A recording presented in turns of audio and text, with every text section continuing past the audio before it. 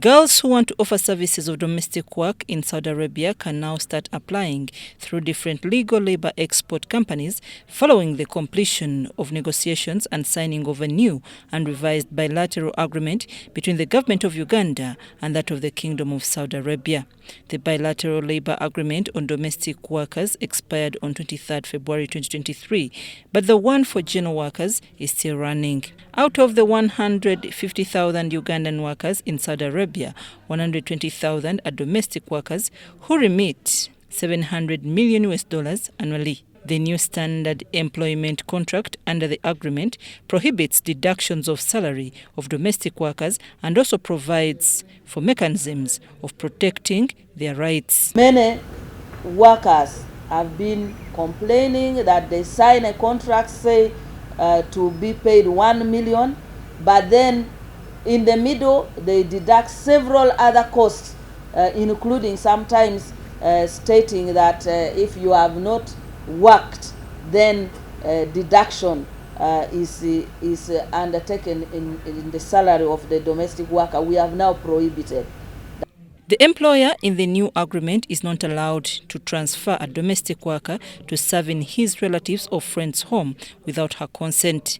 There is a mandatory provision of ensuring that domestic workers serve for only 2 years, which Ministry of Labour will use as a mechanism for follow-up and update parents of the workers. But there are girls there, after their 2 years have elapsed, the employer refuses to release them. Mandatory that the girl must first report either by phone to the Ugandan company that recruited her to say, I'm willing to continue working or I want to come back to Uganda.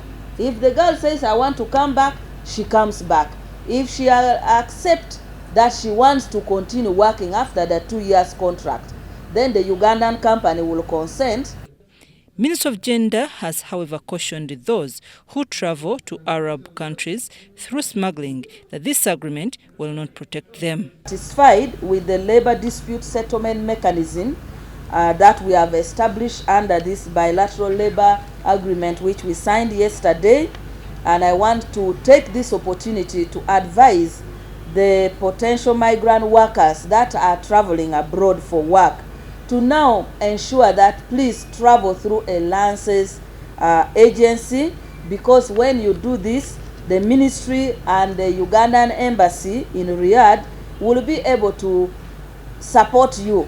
They have also interlinked the external management information system in Uganda with that of Saudi Arabia for effective follow-up and updates. To support us in monitoring migrant workers and eliminate manual clearance, because there have been manual clearance that has made some girls to go abroad and you cannot trace them, you cannot track them.